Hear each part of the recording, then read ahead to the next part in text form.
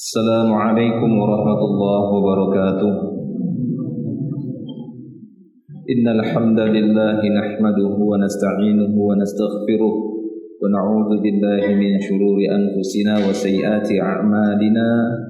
Man yahdihillahu fala mudilla lahu wa man yudlil fala hadiya lahu. Asyhadu an la ilaha illallah wahdahu la syarika lahu wa ashhadu anna Muhammadan abduhu wa rasuluh. Allahumma salli wa sallim ala Rasulillah nabiyina Muhammadin sallallahu alaihi wasallam wa ala alihi wa ashabihi wa man tabi'ahum bi ihsanin ila yaumiddin, amma ba'du. Ikhwani fillah rahimani wa rahimakumullah wa azakumullah ajma'in. Alhamdulillah, malam hari ini kita akan lanjutkan kembali kajian kita membahas Mausu'atul Manahij Syar'iyyah atau ensiklopedi larangan menurut Al-Quran dan Sunnah Rasulullah sallallahu alaihi wasallam. Dan pembahasan kita masih melanjutkan di poin yang kedua atau di nomor kedua, yakni yang membahas tentang keharuman kemunafikan, haramnya atau kerasnya pengharuman kemunafikan serta penjelasan dari ciri-ciri ataupun tanda-tanda kemunafikan. Kita sudah bacakan beberapa ayat dan hadis yang disebutkan di awal pembahasan ini dan sudah masuk kepada fiqhul bab, kandungan bab. Baik. Dan sebelum kita lanjutkan, nanti ada yang baca juga ya. Kami mengingatkan kembali kepada jemaah semua untuk senantiasa menjaga protokol kesehatan karena kita masih di masa pandemi, khususnya di Balikpapan ini, walaupun agak meningkat ya. Dan kita terus senantiasa berdoa kepada Allah Taala agar segera mengangkat wabah ini ataupun pandemi ini. Dan kita berusaha untuk tetap menjaga kesehatan badan, imunitas tubuh, demikian juga keimanan serta protokol kesehatan. Baik, kita akan lanjutkan sampai mana ya? Lupa. Sampai mana? Sampai ayat yang mana?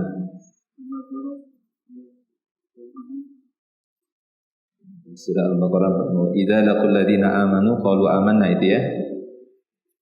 Dari situ. Silakan baca.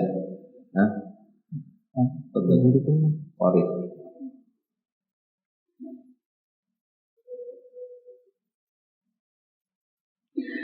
Nah, sampai istihza'nya perbuatan mereka, Allah yastahzi'u bihim wa yamudduhum fi tughyanihim ya'mahun. Di situ ya. Silakan. Berkata penulis,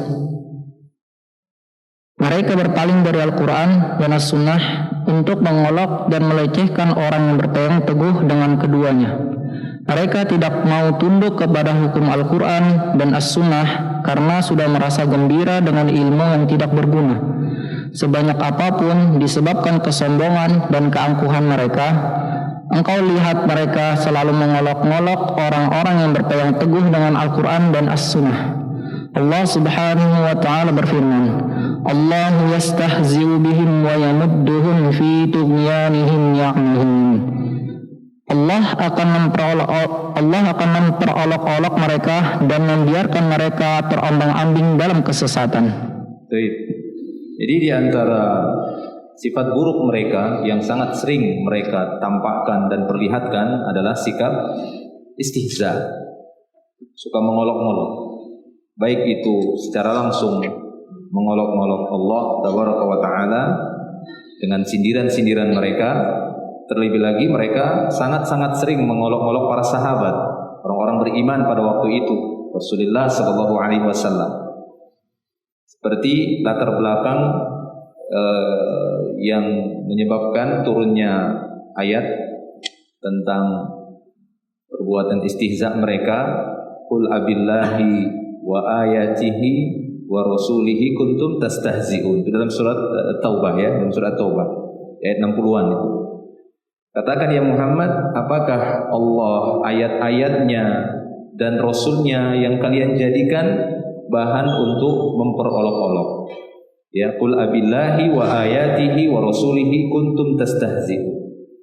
La ta'tadiru, kata Allah Ta'ala setelahnya. Jangan kalian minta maaf. Tidak perlu kalian minta maaf, kata Allah. Qad kafartum ba'da imanikum, karena sungguh kalian telah kafir setelah beriman. Dan banyak lagi bentuk ya olok-olok mereka, dan ini yang paling sering dibawakan oleh para ulama.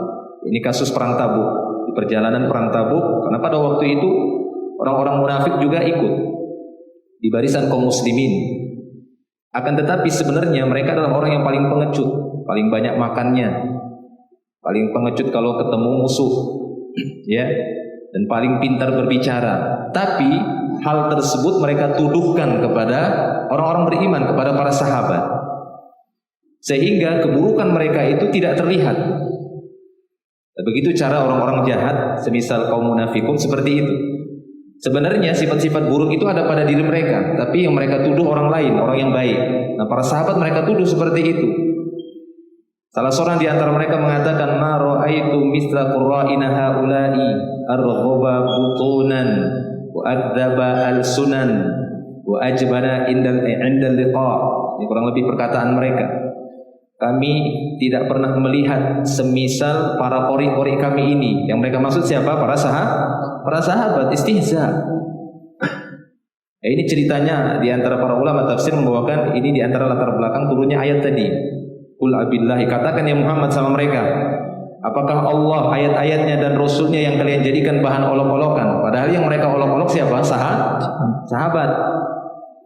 Jadi kata mereka seperti itu, kami tidak pernah melihat semisal para qori-qori kami ini, yang paling ya arghaba butunan, maksudnya yang paling buncit perutnya, sebagai sindiran banyak makannya, ya, terlalu banyak makan. Wa adzaba al-sunan, yang paling pintar berdusta lisannya. Wa ajbana 'inda liqa, yang paling pengecut kalau ketemu musuh. Padahal sebenarnya mereka yang demikian. Tapi untuk menyembunyikan itu, karena kemunafikan mereka mengolok-olok orang lain, menuduh orang lain. Baik. Jadi itu diantara yang menunjukkan, dan demikian juga ayat ini.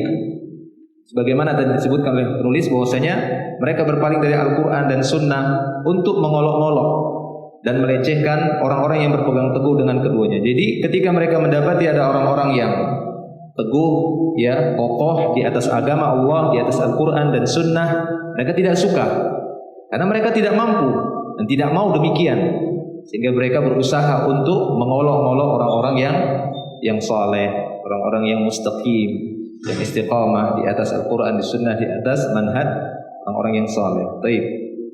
Nah, mereka keluar untuk mencari keuntungan yang tidak ada gunanya di tengah samudera kegelapan. Mereka berlayar dengan perahu syubhat dan keraguan-raguan mengarungi gelombang khayal. Angin kencang mengombang-ambingkan perahu mereka, lalu mereka semua terlempar darinya dan mereka binasa. Allah Subhanahu wa taala berfirman, "Ulaika alladzina ishtarau ad-dhalalata bil huda, fama rabihat tijaratuhum wa ma kanu muhtadin." Mereka itulah yang membeli kesesatan dengan petunjuk.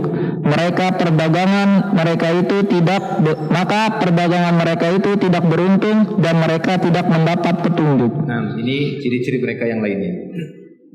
Ya, selain mereka suka istihza, mengolok-olok orang yang soleh, mengolok-olok orang-orang yang berpegang teguh di atas Quran dan Sunnah. Di antaranya mereka adalah orang-orang yang rela menjual hidayah, karena pada asalnya Allah Ta'ala telah menampakkan hidayah di hadapan mereka.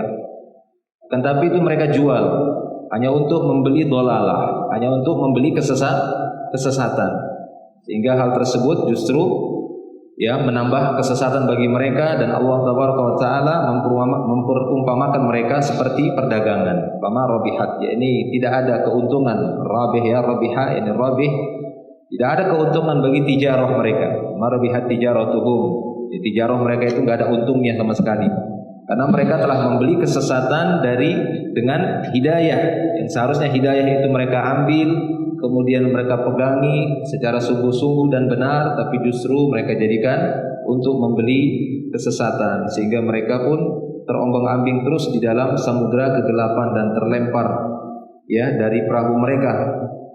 Baik.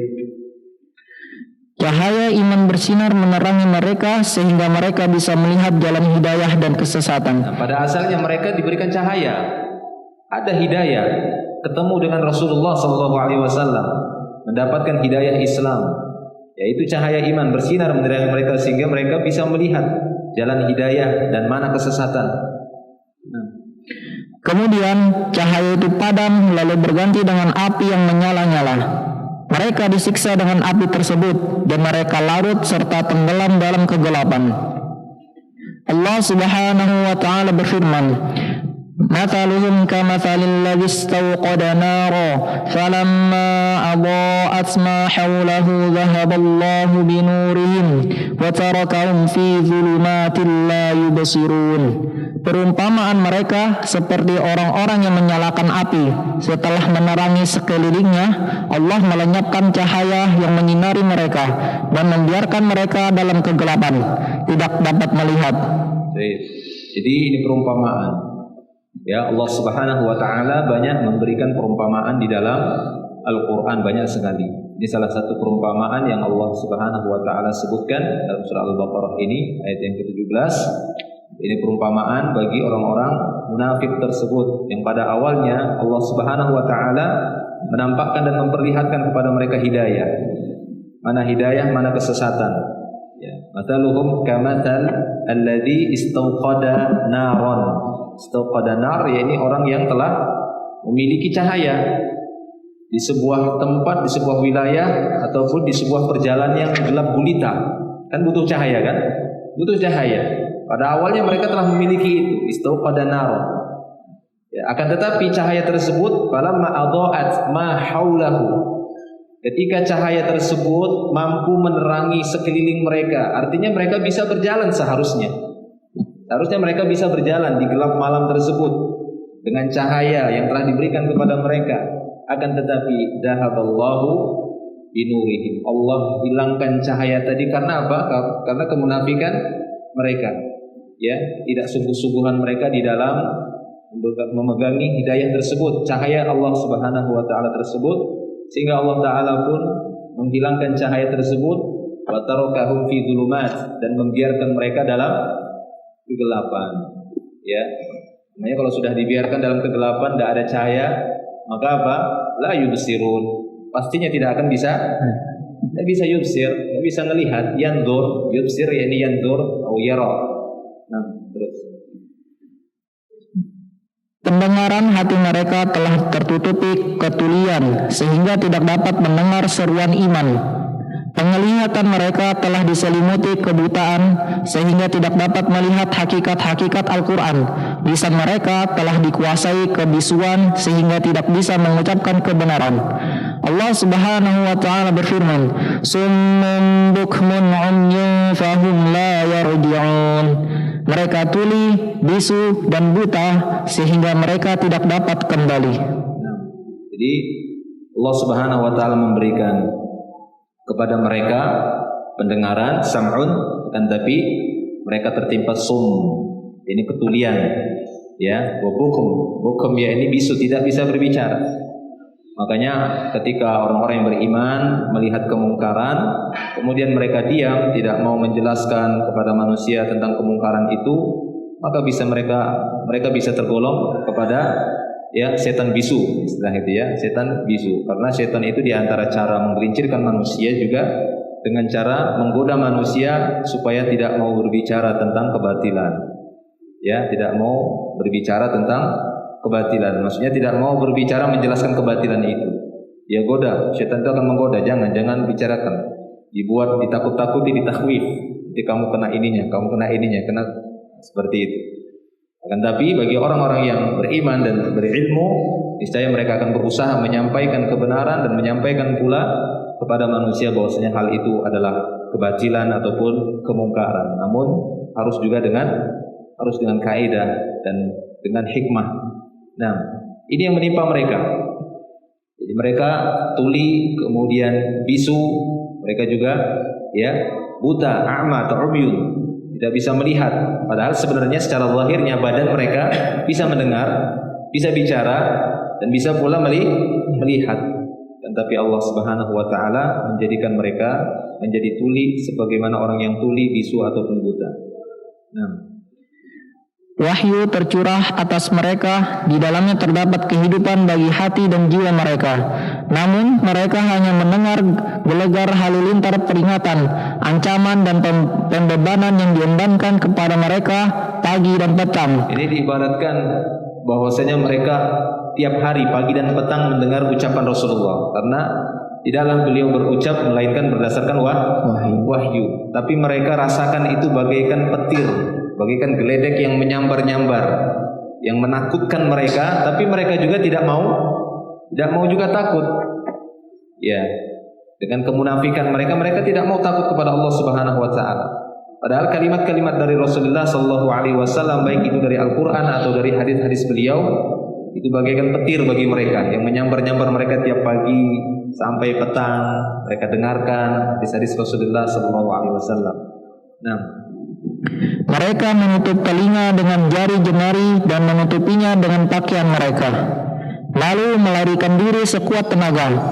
Mereka terus dikejar oleh gemuruh teriakan. Mereka diseru di hadapan seluruh makhluk. Tampak jelaslah hakikat mereka yang sebenarnya bagi orang-orang yang melihatnya. Dibuatkanlah dua permisalan berdasarkan kondisi mereka, yaitu orang-orang yang berdebat dan orang-orang yang hanya bermodal ikut-ikutan. Allah Subhanahu wa taala berfirman, "Aw qasayyibin minas samaa'i fihi dhulumatun wa ra'dun wa barqun yaj'aluna asabi'ahum fi adhanihim minas sawa'iqi hadaral maut wallahu muhitun bil kafirin." Atau seperti orang yang tertimpa hujan lebat dari langit yang disertai kegelapan, petir dan kilat. Mereka menyumbat telinga dengan jari-jarinya, menghindari suara petir itu karena takut mati. Allah meliputi orang-orang yang kafir. Ini perumpamaan lagi, ya. Setelah tadi mataluhum kamatsalil ladzi istauqada naran falamma adaa'at ma haulahu dhahaballahu binurihim. Dalam ayat ini Allah taala memperumpamakan mereka kembali seperti orang yang tertimpa hujan lebat, saib. Saib, ya, itu nama hujan juga, mator, saib. Ada doa Allahumma sayyiban nafi'an, saib. Au kasayyibin minas sama, atau seperti hujan yang turun dari langit yang dengan deras.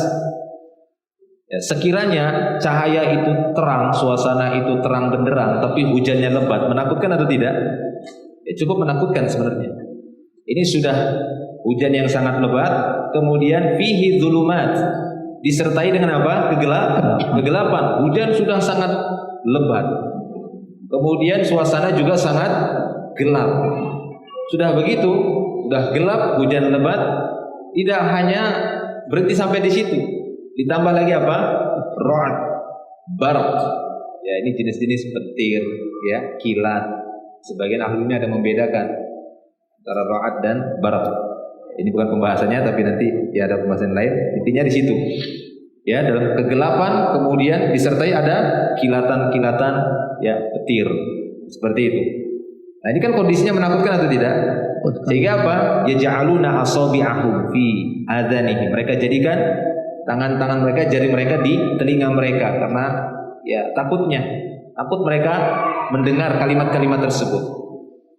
Ya, ini kalimat-kalimat yang datang dari Allah Subhanahu wa taala yang disampaikan oleh Rasulullah sallallahu alaihi wasallam, itu bagaikan seperti itu. Padahal kondisi mereka dalam keadaan gelap gulita. Jadi kalimat-kalimat dari Rasulullah itu seperti petir, seperti geledek yang menyambar-nyambar mereka. Ketika ada geledek, ketika ada petir gitu, kira-kira gimana kondisi kita? Ada kilat gitu, pasti kita siap, ya, untuk menutup telinga karena akan menimbulkan suara yang sangat keras, ya, menakutkan, yang bisa menggetarkan jantung kita, yang bisa menakutkan hati. Taib, ini perumpamaan bagi mereka. Kenapa? Hadarul maut, takut mati. Mereka takut mati. Kenapa? Karena mereka tahu kalau mati ini ketemu nanti, ketemu sama Allah Subhanahu wa taala. Ya, sementara mereka tahu bahwasanya hal tersebut akan membuat mereka bahaya. Nah, jadi mereka takut mati. Wallahu muhitun bil kafirin. Pandangan mereka sangat lemah sehingga tidak bisa menatap cahaya kilat dan sinarnya di sela rintik hujan. Pendengaran mereka tidak kuasa mendengar gelegar ancaman, perintah dan larangan Allah. Mereka berdiri dalam keadaan bimbang di lembah kebingungan, sementara pendengaran mereka tidak bisa digunakan dan penglihatannya tidak berfungsi. Allah Subhanahu wa taala berfirman, "Kullama adaa'a lahum mashaw fihi wa idza azlama 'alaihim qamu walau syaa'a Allahu la dhahaba bi sam'ihim wa absarihim innallaha 'ala kulli syai'in qadir." Setiap kali kilat itu menyinari, mereka berjalan di bawah sinar itu, dan apabila gelap menerpa mereka, mereka berhenti. Sekiranya Allah menghendaki, niscaya Dia hilangkan pendengaran dan penglihatan mereka. Sungguh Allah Maha Kuasa atas segala sesuatu. Ini sambungan dari ayat sebelumnya ya. Kasaybi minas sama. Jadi diperumpamakan mereka itu seperti seorang yang tertimpa hujan deras dalam kondisi gelap gulita. Tidak ada pada waktu itu pencahayaan, tidak ada tidak ada sinar kecuali hanya sesekali, yaitu dari sambaran petir, dari kilat petir ataupun geledek, seperti itu. Dan mereka pun memanfaatkan sinar yang sejenak tadi. Wah, saya yang mau menyelamatkan helmnya tidak apa-apa. Betul. Mungkin ada yang ingin ini keluar, tidak apa-apa. Ya, itu perumpamaan. Makanya di sini Allah Taala mengatakan kullama adaa'a lahum, ketika mereka mendapatkan cahaya, mendapatkan dhu, masyaufi, barulah mereka berjalan. Setiap hilang nanti gelap lagi, udah mereka berhenti. Wa idza azlama 'alaihim qam, kalau udah gelap lagi, udah berhenti, enggak bisa apa-apa. Jadi demikianlah kondisi mereka.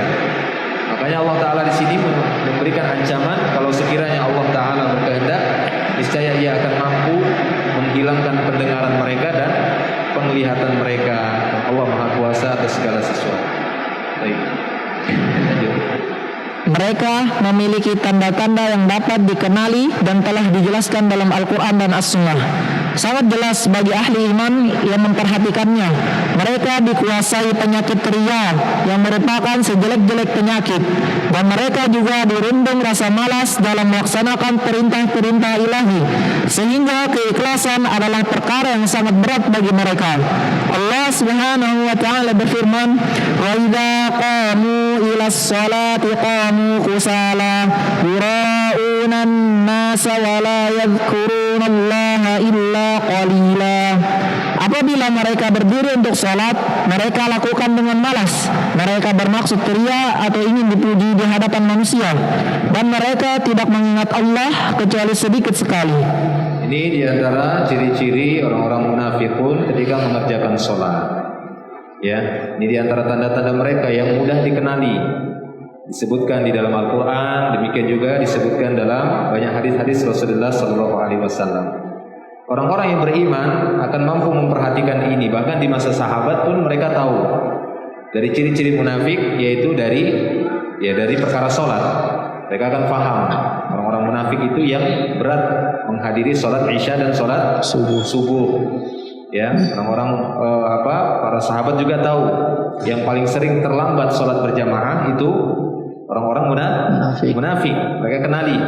Karena para sahabat tidak demikian. Mereka adalah orang yang bersegera. Bahkan ya, di antara para sahabat itu saking mereka bersegeranya ingin mendapatkan keutamaan sholat, setelah sholat mereka tidak akan pulang, menunggu sholat berikutnya untuk mendapatkan keutamaan. Itu dia ciri-ciri para salafus saleh, para sahabat. Nah, jadi ketika mereka berdiri sholat itu dengan malas. Tidaklah mereka mengingat Allah kecuali sedikit sekali. Mereka ibarat domba tersesat di antara dua rombongan kambing. Kadangkala bergabung dengan rombongan yang ini, dan kadangkala bergabung dengan rombongan yang itu. Tidak menetap pada salah satu rombongan. Ia berdiri di antara dua rombongan tadi untuk melihat rombongan manakah yang lebih kuat dan lebih hebat. Allah Subhanahu wa taala berfirman, mudhabdhabi baina dzalika la ilaha ula'i wa la ilaha ula' wa man yudlilillahu falan tajida lahu sabila. Mereka dalam keadaan ragu antara yang demikian iman atau kafir, tidak termasuk kepada golongan ini orang beriman dan tidak pula kepada golongan orang kafir. Barang siapa dibiarkan sesat oleh Allah, maka kamu tidak akan mendapatkan jalan untuk memberi petunjuk baginya.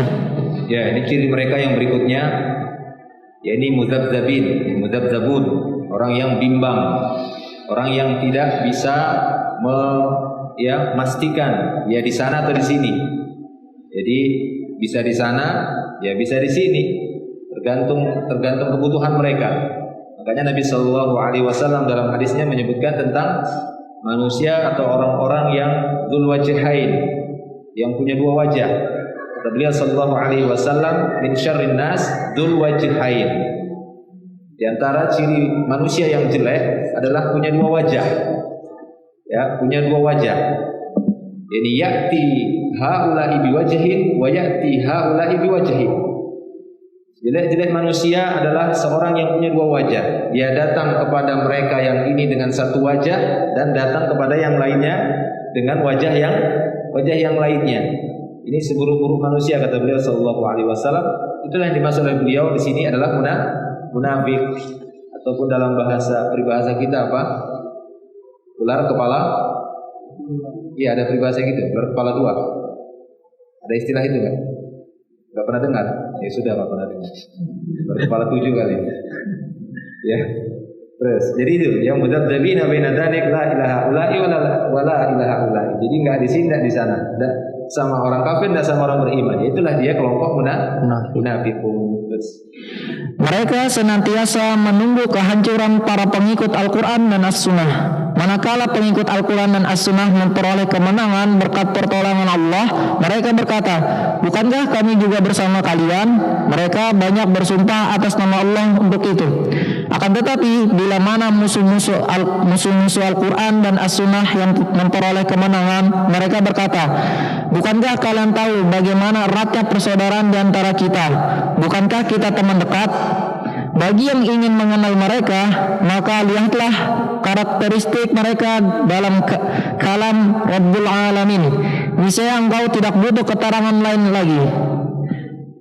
Allah Subhanahu wa taala berfirman, alladzina yatarabbasuna bikum fa in kana lakum fathun minallahi qalu alam nakum ma'akum wa in kana lil kafirina nasibun qalu alam nastahwidh alaikum wa namna'kum minal mu'minin tallahu yahkumu bainakum yawmal qiyamah wa lan yaj'alallahu lil kafirina 'alal mu'minina sabila. Yaitu orang yang menunggu-nunggu peristiwa yang akan terjadi pada dirimu. Apabila kamu mendapat kemenangan dari Allah, mereka berkata, bukankah kami turut berperang bersama kamu? Dan jika orang kafir mendapat bagian, mereka berkata, bukankah kami turut memenangkanmu dan membela kamu dari orang mukmin? Maka Allah akan memberi keputusan di antara kamu pada hari kiamat. Allah tidak akan memberi jalan kepada orang kafir untuk mengalahkan orang-orang beriman. Jadi Allah Subhanahu wa taala bongkar kebusukan mereka yang punya dua wajah. Satu wajah ketika berhadapan dengan orang-orang beriman, satu wajah lagi ketika mereka berhadapan dengan orang-orang kafir. Ya, ketika bersama orang-orang beriman, tatkala orang-orang beriman mendapatkan kemenangan, kami temanmu. Kami juga ikut bersamamu, kami juga ikut bantu, kami ya seterusnya mendapatkan ghanimah, pengen minta bagian. Tapi kalau sudah mau kalah, lari duluan, begitu. Ya, demikian juga sebaliknya ketika kemenangan itu berada di orang-orang kafir, di musuh-musuh Allah Subhanahu wa taala, musuh Al-Qur'an dan Sunnah, maka mereka akan datang kepada orang kafir tadi dan mengatakan, bukankah kami telah membantu kalian, memberikan informasi kepada kalian, kami adalah teman kalian, kami sekutu kalian, membantu kalian, seperti itu. Nah, terus setiap orang pasti kagum mendengar kata-kata mereka yang manis dan lembut. Ia persaksikan kepada Allah atas kebohongan dan kedustaan isi hatinya. Engkau lihat mereka tidur dari kebenaran dan berani dalam kebatilan. Simaklah firman Allah berikut tentang karakter mereka. Wa minan nasi may yu'jibuka qawluhu fil hayatid dunya wa yushhidullaha ala ma fi qalbihi wa huwa 'aladdul khisam. Dan di antara manusia ada yang pembicaraannya tentang kehidupan dunia mengagumkan engkau Muhammad, dan dia bersaksi kepada Allah mengenai isi hatinya, padahal dia adalah penentang yang paling keras. Nah, jadi ciri yang lainnya bahwa mereka memang pintar berbicara, ya, alimul lisan. Jadi alim dalam masalah bicara, mereka itu seperti orang alim, kata beliau dalam hadisnya. Sama seperti ayat ini, wa minan nasi man yu'jibuka, yakni ajaba yu'jib, yang membuat kau takjub. Wa minan nasi man yu'jibuka qawluhu, di antara manusia ya ada yang ucapannya itu menakjubkanmu ya Muhammad. Fil hayati dunia, dalam kehidupan dunia ini. Wa yashhadullah ala ma fi qalbi, tapi sebenarnya dia sedang mempersaksikan di hadapan Allah tentang apa yang ada dalam hatinya. Maksudnya lisan dan hatinya tidak sinkron, tidak sama, tidak segaris. Hatinya kufur tapi lisannya menyatakan beriman. Hatinya jelek tapi ya lisannya berbicara baik. Oleh karena itu dalam hadis yang sahih Nabi sallallahu alaihi wasallam juga bersabda, "Inna akhwafa ma akhafu 'alaikum ba'di." Wa fi riwayatin, "Inna akhwafa ma akhafu 'ala ummati kullu munafiqin 'alimul lisan." Perkara yang paling aku khawatirkan menimpa umatku, dalam riwayat yang lain beliau mengatakan, perkara yang paling aku takutkan menimpa kalian sepeninggalku adalah setiap munafik yang pintar bicara. Ini menakutkan, sangat dikhawatirkan oleh Rasulullah SAW menimpa umatnya sepeninggal beliau SAW. Seperti halnya juga nasihat Umar bin Khattab yang pernah kita sampaikan pada pertemuan yang lalu, ketika dia mengatakan, apakah kamu mengetahui apa yang bisa menghancurkan Islam? Ini mayahdimul Islam. Ya, kemudian Umar menyebutkan ada 3. Salah satunya apa? Jidalul munafiq bil kitab. Seorang munafik yang sangat pintar berdebat menggunakan kitabullah, menggunakan Al-Quran. 2 lagi apa? Saya masih lupa.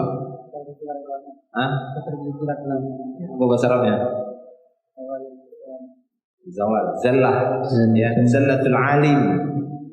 Ini ketergelinciran seorang alim. Lagi satu lagi. Apa bahasa Arabnya?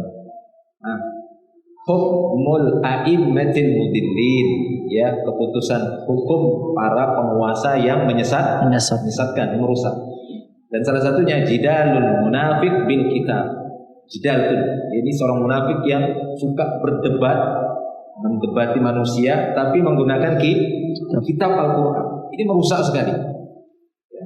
Ini juga di sini Allah Taala mengatakan, wa minan nasi man yu'jibuka qawluhu fil hayatid dunya. Ada di antara manusia yang Muhammad yang membuat engkau takjub, ucapannya itu membuat engkau takjub dalam kehidupan dunia ini. Jadi kalau mereka bicara itu menakjubkan. Alimul lisan. Ini ciri-ciri munafik. Kata-katanya manis tapi hatinya rusak, ya.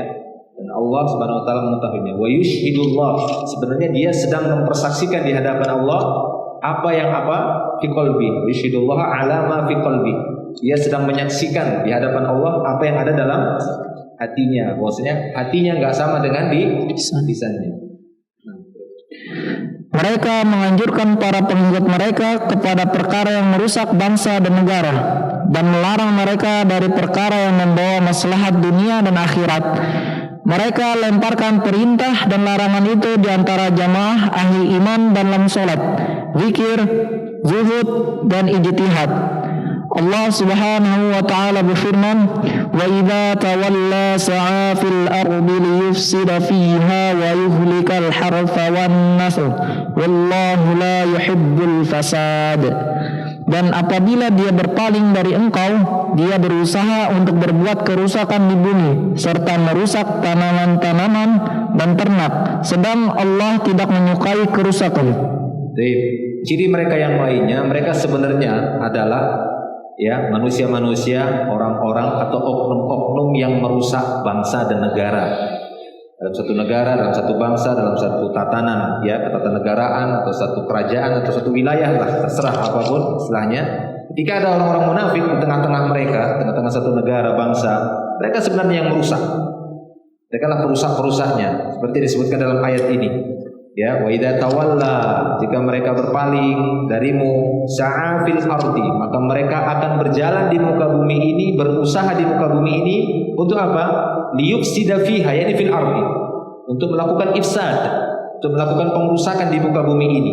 Apa di antara bentuk ya pengrusakan mereka? Yuhlikal harf, ya, ihlakul harf, merusak tanam-tanaman. Apakah maksudnya orang munafik tadi ciri-cirinya datang ke sebuah apa gitu ya, kebun, sebuah apa tanaman kemudian dihancur-hancuri, apa itu maksudnya? Bukan, tapi tindak tanduk mereka, tingkah laku mereka, ya, tipu daya mereka, kelicikan mereka mampu menjadikan tanaman-tanaman itu menjadi rusak, ataupun bisa jadi karena dosa-dosa mereka sehingga Allah Ta'ala mempersulit tanam-tanaman untuk tumbuh dan menghasilkan. Kalaupun menghasilkan gak kelihatan uangnya, iya kan? Indonesia kan katanya kaya raya, semuanya ada. Ya, lempar anu aja batang singkong langsung tumbuh singkong kan? Untung gak lempar emas tumbuh pohon emas. Nah, yuhlikan harta wan nasab, Allahu la yuhibbul fasad, dan Allah tidak suka kepada kerusakan. Nah, terus mereka itu satu sama lainnya sejenis, menganjurkan perkara munkar setelah mereka melakukannya dan melarang dari perkara ma'ruf setelah mereka meninggalkannya. Mereka bakhil mengeluarkan harta untuk infak fi sabilillah dan fi maradatillah. Berapa kali Allah memperingatkan mereka terhadap nikmat-nikmatnya, namun mereka berpaling dari zikrullah dan melupakannya. Berapa kali Allah menyingkap keadaan mereka kepada hamba-hambanya yang beriman agar dapat menjauhi mereka. Wahai orang-orang beriman, simaklah firman Allah berikut ini. Al-munafiquna wal munafiqatu ba'duhum min ba'd, ya'muruna bil munkari wa yanhauna 'anil ma'rufi wa yaqbiduna aydiyahum. Nasullaha fanasiyahum innal munafiqina humul fasiqun. Orang-orang munafik laki-laki dan perempuan satu dengan yang lainnya adalah sama. Mereka menyuruh berbuat yang mungkar dan mencegah perbuatan yang ma'ruf, dan mereka menggenggamkan tangannya atau kikir. Mereka telah melupakan kepada Allah, maka Allah melupakan mereka. Sesungguhnya orang-orang munafik itulah orang-orang yang fasik. Beberapa sifat orang munafik laki-laki dan perempuan Allah Ta'ala sebutkan juga dalam ayat ini. Jadi di antara ciri-ciri mereka, ya, munafiqun wal munafiqat ba'duhum min ba'd. Artinya sama, sebagian mereka dan sebagian yang lain itu ya sama saja. Ya'muruna bil munkar. Nah, ini kebalikannya, mereka memerintahkan kemungkaran. Jadi justru mereka memerintahkan apa? Kemungkaran. Ini jelas ini. Allah menyebutkan munafik ya'muruna bil munkar wa yanhauna 'anil ma'ruf. Perkara yang baik, yang masyru', yang disyariatkan, yang ma'ruf justru mereka tinggalkan. Mereka perintahkan manusia untuk meninggalkannya. Ya, mereka perintahkan kemungkaran kepada manusia untuk mengerjakannya. Nah, wa yaqbiduna aydiyahum. Ini qabd aid maksudnya wa yaqbiduna aydiyahum, mereka menggenggam tangan mereka, maksudnya apa? Bakhil. Ini ungkapan untuk mereka orang-orang munafik yang sangat-sangat pelitnya. Karena pada waktu itu di masa Nabi SAW itu sangat dibutuhkan sekali infak. Untuk apa? Untuk perjuangan kaum muslimin. Terlebih lagi di masa-masa paceklik, di masa-masa kesulitan, kesusahan, ya, kaum muslimin pada waktu itu untuk membeli alat-alat peperangan dan yang semisalnya. Sehingga Nabi SAW sering memotivasi untuk kaum muslimin berinfak. Tujuannya apa? Untuk fisabilillah, untuk membantu agama Allah Subhanahu wa Ta'ala. Maka mereka tidak mau membantunya. Kenapa ya? Karena memang tidak ada rasa sedikit pun dalam hati mereka untuk membantu agama Allah, sehingga mereka tertimpa bakhil. Kalau tidak hanya bakhil, di atas bakhil apa? Syuh, ya, syuhih, ya, ini kikir, ketekut, nah, gitu ya, kikir atau ketekut, pelit, ya, pelit sekali, seperti itu. Sehingga apa? Nasullah fanasiyahum. Mereka melupakan Allah, Allah pun melupakan mereka. Maksudnya Allah melupakan mereka ini ala sabilil muqabalah ya. Kita pahami ini dengan cara apa? Tujuannya untuk membalas. Sama seperti Allahu yastahzi'u bihim. Masa Allah tukang buat olok-olok gitu ya. Ini balas, namanya membalas perbuatan tipu daya, maka yang membalas ini tidak disifati demikian. Paham ya? Tidak disifati demikian. Jadi jangan dikatakan nasullah wa nasiya fa nasiyahum. Mereka melupakan Allah, Allah melupakan mereka. Loh, berarti sifat Allah pelupa dong. Salah, Anda salah memahaminya. Tidak begitu. Banyak ya. Innahum yakiduna kaida wa akidu kaida. Kaid makar. Ya, tipu daya. Mereka berbuat tipu daya, aku juga buat tipu daya. Kemudian kita sifati Allah zat yang membuat tipu daya. Nah, ini aib bagi Allah. Tidak demikian. Nasullah fanasiyahum, maksudnya Allah Ta'ala meninggalkan mereka dan tidak memberikan petunjuk kepada mereka. Innal munafiqina humul fasiqun. Nah, terus. Apabila engkau mengajak mereka untuk berhukum kepada wahyu, engkau dapati mereka lari menjauh. Jika engkau mengajak mereka kepada hukum Al-Quran dan As-Sunnah, engkau akan lihat mereka berpaling. Jika engkau menyaksikan hakikat mereka, niscaya engkau lihat jurang yang amat lebar antara hakikat diri mereka dan hidayah. Engkau pasti lihat hakikat mereka sangat jauh menyimpang dari wahyu. Allah Subhanahu wa ta'ala berfirman, "Wa idza qila lahum ta'alu ila ma anzalallahu wa ila ar-rasul ra'aital munafiqina yasudduna 'anka sududa." Dan apabila dikatakan kepada mereka, marilah patuh kepada apa yang telah diturunkan Allah dan kepada Rasul, niscaya engkau Muhammad melihat orang munafik menghalangi dengan keras darimu. Nah, ini ciri yang lainnya. Ketika mereka diajak untuk berhukum dengan hukum Allah Subhanahu wa ta'ala, untuk menegakkan agama Allah, ya maka mereka akan enggan. Bahkan terlihat mereka melakukan sudud, ya, an sabilillah, berusaha menghalangi manusia dari jalan dan Allah Subhanahu wa ta'ala. Tidak perlu ke sana, tidak perlu ke Allah, tidak perlu ngapain ke Nabi Muhammad. Dia sama seperti manusia atau sebagian orang di zaman sekarang ini dengan mengatakan jangan, tidak semua masalah harus ke Quran, ke Sunnah, nah, kan gitu ya. Kelihatannya sih seperti diplomatis seperti itu.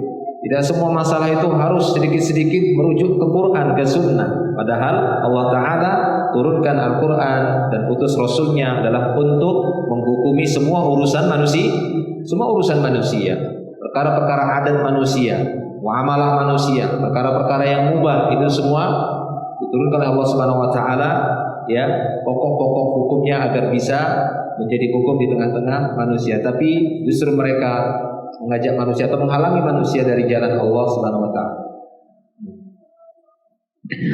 Lalu bagaimana mereka bisa memperoleh kemenangan dan hidayah bila mana mereka tersesat dari akal sehat dan agama? Bagaimana mereka bisa selamat dari kesesatan dan keburukan bila mana mereka telah menjual keimanan dengan kekufuran? Alangkah meruginya perniagaan mereka itu. Mereka telah mengganti ar-rahiqil maktum menjadi api yang menyala.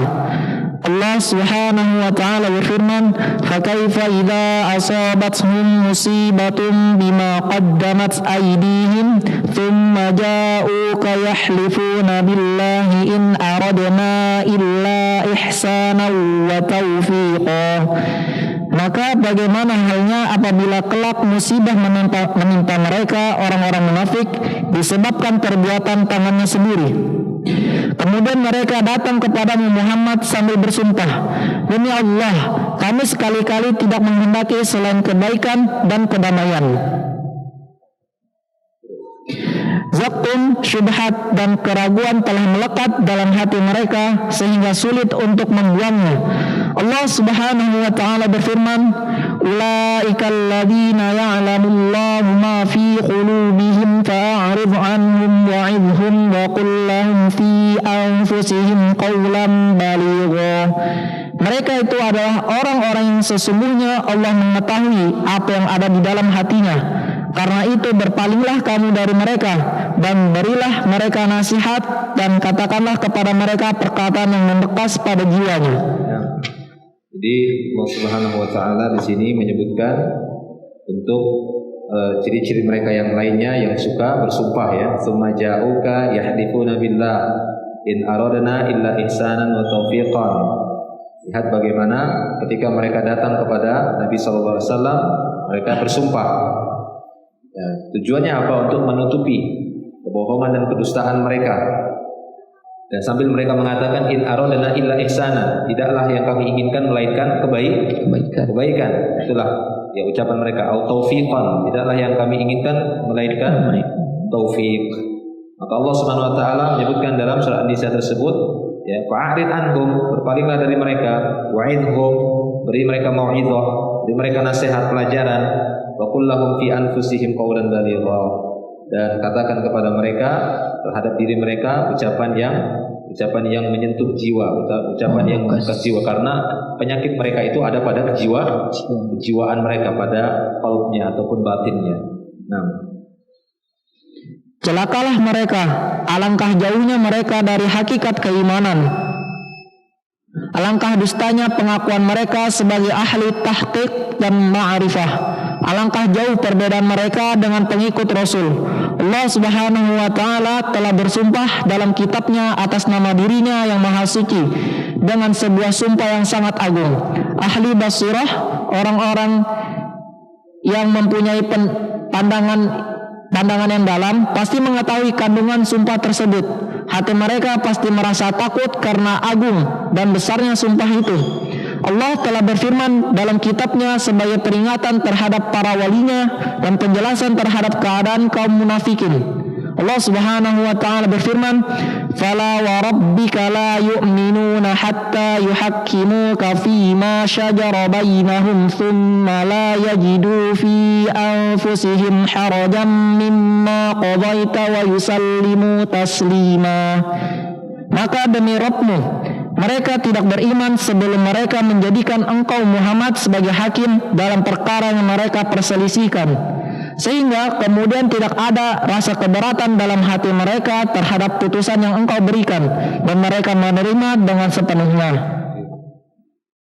Ya, sudah masuk Isya ya, kita istirahat dulu. Kita sholat Isya dulu. Salat Isya juga ada, salat Isya nanti kita lanjutkan sedikit lagi ya, supaya, dan pembahasan tentang kemunafikan ini memang cukup panjang, kemungkinan nanti ada ya, kita sambung di pertemuan berikutnya. Nanti setelah Isya kita sambung sedikit lagi supaya lebih memungkinkan untuk kita selesaikan di pertemuan berikutnya. Akhir da'wan alhamdulillah. Assalamualaikum warahmatullahi wabarakatuh. Alhamdulillah, wassalatu wassalamu ala Rasulillah wa ala alihi wa ashabihi wa man tabi'ahum bi ihsanin ila yaumiddin, amma ba'd.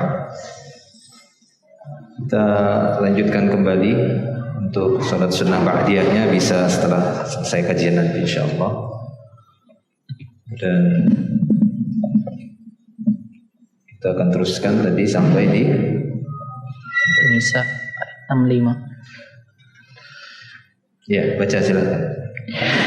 Berkata penulis, tanpa diminta mereka bersumpah sebelum berbicara karena mereka mengetahui hati ahli iman tidak mantap menerima mereka. Lalu mereka menepis persangkaan negatif tersebut dengan sumpah, lalu mengungkapkan apa yang ingin diungkapkannya. Begitulah orang yang diselimuti keraguan, suka berdusta, supaya orang-orang yang mendengarnya akan menyangka mereka sebagai orang-orang yang jujur. Allah Subhanahu wa taala berfirman, ittakhadhu aymanahum jinnatan fasaddu an sabilillah innahum sa'a ma kanu ya'malun. Mereka menjadikan sumpah-sumpah mereka sebagai perisai, lalu mereka menghalang-halangi manusia dari jalan Allah. Sungguh betapa buruknya apa yang telah mereka kerjakan. Jadi mereka sudah punya sinyal bahwa orang-orang beriman itu kurang percaya dengan mereka. Nah, ini gimana mereka berpikir? Gimana caranya supaya orang-orang beriman ini ataupun Rasulullah SAW tambah percaya dengan mereka, dengan kesungguh-sungguhan iman mereka, padahal sebenarnya mereka tidak beriman. Maka bagaimana caranya? Sumpah. Ya, mereka banyak bersumpah untuk menutupi kebohongan mereka, kedustaan keimanan mereka. Mereka banyak bersumpah. Jadi ittakhadhu ya aymanahum junnah. Ittakhadhu aymanahum, ayman yakni al-halif. Ayman maknanya adalah al-halif, yakni sumpah. Mereka menjadikan sumpah mereka itu sebagai junnah. Ya, junnatun, jim, nun tasydid dan dengan ta marbuthah. Ya, ini seperti yang pernah Anda sampaikan juga, ketika harokatnya dirubah, ini bisa berubah maknanya. Junnah, jannah, jinnah, bisa dibaca 3. Junnah, jannah, jinnah. Tiga-tiganya semua ada dalam dalil. Ya, junnah itu tameng. Siyamu junnah. Ya, ada hadisnya kan? Puasa itu adalah Perisai. junnah, perisai. Ya, kalau dia di fathah jannah. Apa itu jannah? Surga. Sesuatu yang tidak terlihat. Mala ainun ra'at, itulah jannah. Jannah itu sesuatu yang tidak terlihat. Kita sering menerjemahkan dengan surga. Belum pernah terlihat itu, belum pernah terdengar oleh telinga dan belum bisa dihayalkan oleh pikiran atau hati kita. Enggak mampu kita menghayalkannya. Jinnah di kasrah jin. Minal jinnati wan nas, dalam surah An-Nas, ya, minal jinnati wan nas, jinnah. 6. Bisa juga bermakna gila, ya. Junun, majnun. Ya, jinnah, jannah, bayang. Nah, junnah, ittakhadhu aymanahum junnah. Mereka menjadikan sumpah mereka itu sebagai tameng mereka. Supaya apa? Supaya orang-orang bertambah percaya, ya, yakin. Karena mereka sudah melihat gelagat dan gerak-gerik orang beriman yang agak curiga sama mereka. Hingga mereka banyak bersumpah palsu, sumpah dusta. Dan dalam hadis juga disebutkan, ya, terlarangnya al-munafiqu sil'atahu bil halifil kadhib. 3 jenis manusia yang tidak akan diajak bicara oleh Allah pada hari kiamat, tidak disucikan. Dan di sana, ya, disebutkan 3 jenis manusia. Dan beliau menyebutkan 3 jenis manusia itu, yang pertama al-musbil, al-mannan, al-munafiq sil'atahu. Al-munafiq sil'atahu bil halifil kadhib. Yang tidak diajak bicara oleh Allah pada hari kiamat, tidak disucikan oleh Allah, baginya adab yang pedih. Yang pertama musbil, seorang yang menggunakan pakaian isbal, menjulur sehingga menutupi mata kaki. Yang kedua mannan. Al-mannan ini yang suka mengungkit-ungkit kebaikannya kepada orang lain, mengungkit-ungkit pemberiannya atau kebaikannya kepada orang lain. Ini termasuk dari ancaman itu. Yang ketiga al-munafiqu sil'atah. Sil'ah ini barang dagangan. Yang suka berbuat munafik, maksudnya ini apa? Menipu. Bil halifil kadhib. Ingin melariskan barang dagangannya dengan sumpah palsu. Tidak boleh, ya, bersumpah demi Allah ini barang paling bagus, ini barang tidak kamu dapati di tempat yang lain, cuma saya saja yang jual, padahal dia bohong gitu, ya, dengan sumpahnya tadi untuk melariskan barang dagangannya. Nah, ini yang dilakukan oleh orang munafik. Mereka banyak bersumpah untuk mengelabui manusia supaya menambah kepercayaan kepada manusia, agar manusia, orang-orang beriman, percaya dengan keimanan mereka. Nah, celakalah mereka itu. Mereka keluar bersama rombongan ahli iman setelah mengetahui perjalanan begitu panjang dan jarak yang ditempuh sangat jauh dan sulit. Mereka kembali ke belakang. Nah, ini banyak, ya, ada beberapa kejadian mereka mundur, pulang kembali, khususnya pada waktu Ghazwatul Ahzab, perang Ahzab atau perang Khandaq. Itu banyak orang munafik itu, karena kan jaraknya tidak jauh dari kota Madinah. Ya, mereka nggak mau bersusah payah, capek-capek seperti para sahabat dan Rasulullah yang lain. Mereka harus menggali parit sampai badan Rasulullah berdebu dengan tanah, karena ikut juga ngangkuti bebatuan tanah. Adapun mereka nggak mau seperti itu. Kalau udah kelihatan jauh, letih, capek, kita balik aja, pulang kembali. Ya, tidak setia kalau begitu, ya, dalam perjuangan di jalan Allah Subhanahu wa taala. Terus mereka mengira dapat menikmati kehidupan yang senang dalam kelezatan tidur di kampung halaman mereka. Mereka tidaklah dapat menikmatinya dan tidak memperoleh manfaat apapun dari tidur itu. Tidak lama kemudian berserulah seorang penyeru, lalu mereka bangkit menuju hidangan makanan. Mereka makan dengan rakus seolah tak pernah kenyang. Lalu bagaimanakah keadaan mereka bila berhadapan dengan musuh? Mereka telah mengetahuinya, namun mereka berusaha mengingkarinya. Mereka buta setelah dapat melihat dan menyaksikan kebenaran. Allah Subhanahu wa taala berfirman, "Dzalika bi annahum amanu tsumma kafaru fatubi'a 'ala qulubihim fahum la yafqahun." Yang demikian itu karena sesungguhnya mereka telah beriman kemudian menjadi kafir, maka hati mereka dikunci sehingga mereka tidak dapat mengerti. Nah, jadi di sini beliau menyebutkan bagaimana di antara sifat mereka itu yang pengecut.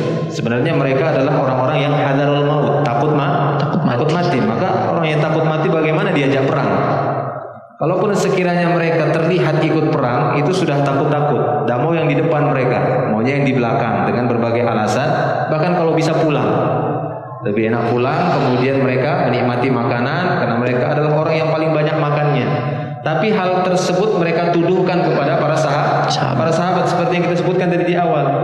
Di antara mereka mengatakan, "Ma ra'aitu misla haula'i misla qurra'in haula'i arghaba butunan."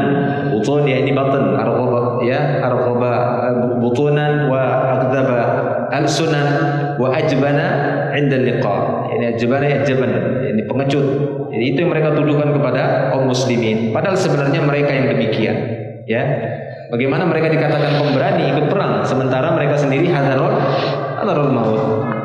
Nah, bentuk fisik mereka sangat mengagumkan, tutur kata mereka sangat menawan, penjelasan mereka sangat halus, namun hati mereka amat busuk.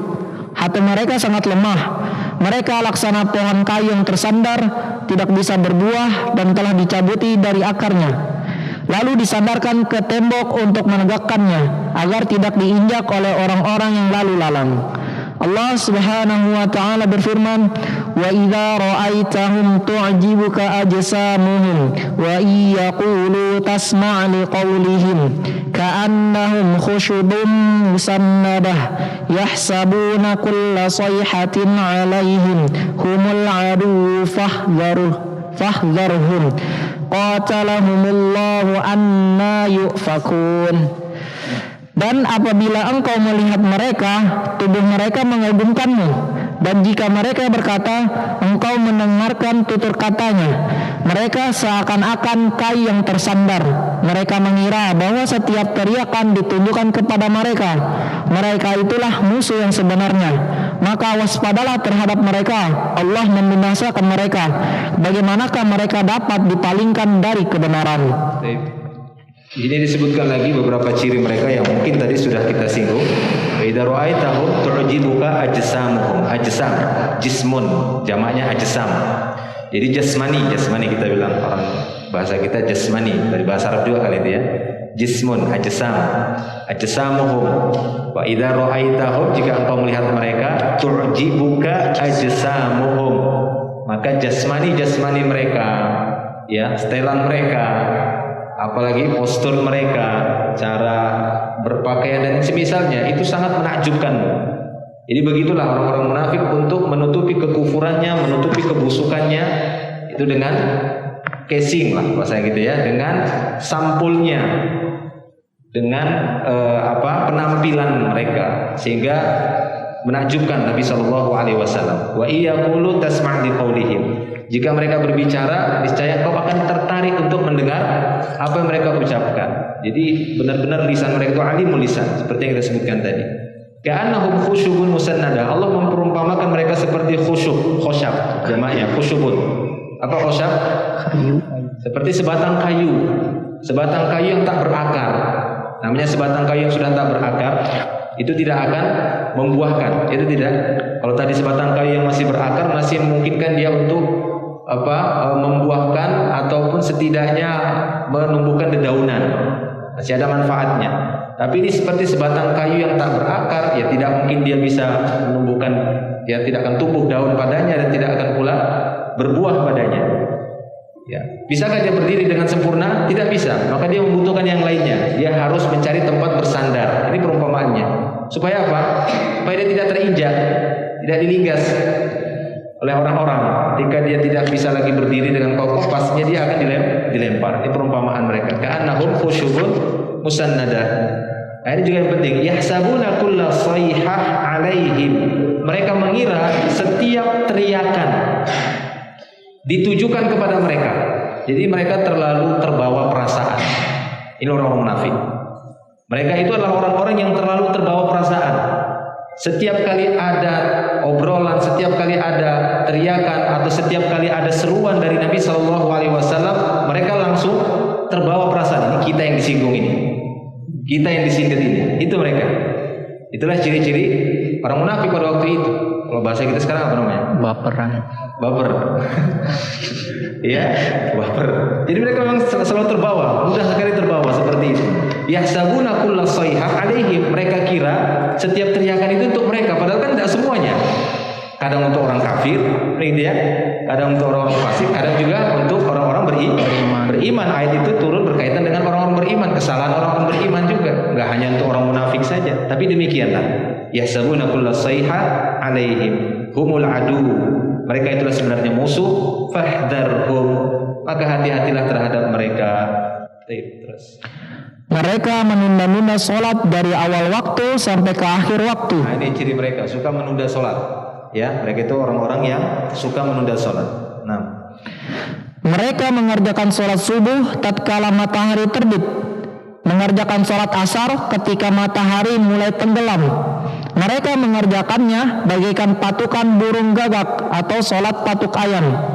Karena mereka hanya mengerjakan sholat badan, bukan sholat hati. Mereka menoleh ke kanan, ke kiri dalam sholat seperti seekor musang, sebab mereka yakin akan tertolak. Nah, itu dia ya. Ini salah satu ciri sholatnya orang-orang munafik. Dan dalam satu hadis juga Nabi SAW telah menyebutkan itu dalam riwayat Imam Abu Daud. Beliau mengatakan, tilka salatul munafiqin, tilka salatul munafiqin, tilka salatul munafiqin. Salah samarat. Beliau sampai mengulangi 3 kali. Itulah salatnya orang munafik. Itulah salatnya orang munafik. Itulah salatnya orang-orang munafik. Yajlisu ahaduhum hatta idza isfarrat asy-syams fakanat baina qarnay syaitan. Ya, ini salah seorang di antara mereka orang-orang munafik itu, mereka duduk nyantai saja dulu.